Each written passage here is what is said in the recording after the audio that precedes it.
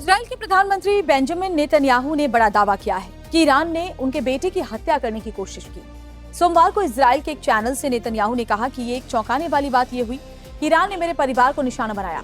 Iran ने मेरे एक बेटे को मारने की कोशिश की। हालांकि नेतन्याहू ने यह साफ नहीं किया कि हत्या की एक कथित कोशिश हालिया दिनों में की गई या फिर कब हुई। उन्होंने इस पर ज्यादा जानकारी नहीं दी। नेतन्याहू के देखिए दो बेटे हैं, एवनर और यायर। यायर बड़ा बेटा है, एवनर छोटे। नेतन्याहू ने यह नहीं बताया कि किस बेटे को इस कोशिश में निशाना बनाया गया था।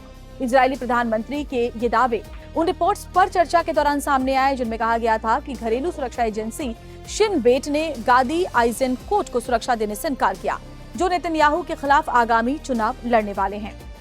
नेतन्याहू ने इसके अलावा यह भी कहा कि मेरे परिवार को जो सुरक्षा मिलती है वो कोई विलासिता नहीं समझी जानी चाहिए, बल्कि ये समझना होगा कि किस तरह के खतरे का सामना उनके बेटे और पत्नी कर रहे हैं। ये बात उन्होंने शिन बेट के साथ हुए उस समझौते के संदर्भ में कही, जिसके तहत चुनाव हारने पर भी उनकी पत्नी और बेटों को कम से कम 5 साल तक की सुरक्षा दी जाएगी। नेतन्याहू के 2 बेटे और एक बेटी हैं। उनके बड़े बेटे यायर 2024 से मियामी में रह रहे हैं। बताया जा रहा है कि वो शिन बेट की सुरक्षा में रहते हैं। नेतन्याहू के छोटे बेटे एवनर ने अपना ज्यादातर जीवन इजराइल में ही बिताया है। नेतन्याहू ने कहा कि सुरक्षा के बिना वो मेरे बेटे की हत्या करने में सफल हो सकते हैं। ऐसे में लोगों को थोड़ा संयम बरतना चाहिए। इजरायली मीडिया रिपोर्ट्स के मुताबिक हत्या की एक कथित कोशिश तब हुई जब नेतन्याहू के बेटे यायर इजराइल में नहीं थे। हालांकि ये साफ नहीं किया गया कि यायर ही निशाने पर थे। दरअसल इजराइल में कई एक्सपर्ट और विपक्षी दल यायर नेतन्याहू को दी जाने वाली 24 घंटे की सुरक्षा को जरूरत से ज्यादा बता रहे हैं, क्योंकि वो आमतौर पर विदेश में रहते हैं। बेंजामिन नेतन्याहू की पत्नी और बच्चों को शिन बेट की सुरक्षा देने का फैसला मार्च 2023 में लिया गया था। ये फैसला तब लिया गया था जब सरकार विरोधी सैकड़ों प्रदर्शनकारी तेल अवीव के एक हेयर सैलून के बाहर जमा हो गए थे, जब सारा इसके अंदर थी। इसके बाद उन्होंने अपनी जान का खतरा महसूस होने की बात कही थी।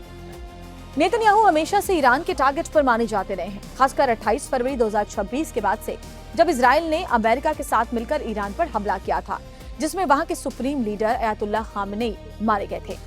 ईरान कह चुका है कि वो अपने सुप्रीम लीडर रहे अली खामेनी की मौत का बदला लेकर रहेगा। खबरों की रणभूमि में यहाँ शोर नहीं, सोच लड़ती है। जहां शब्द नहीं, फैक्ट्स वार करते हैं और हर सवाल खोलता है सच की नई परत।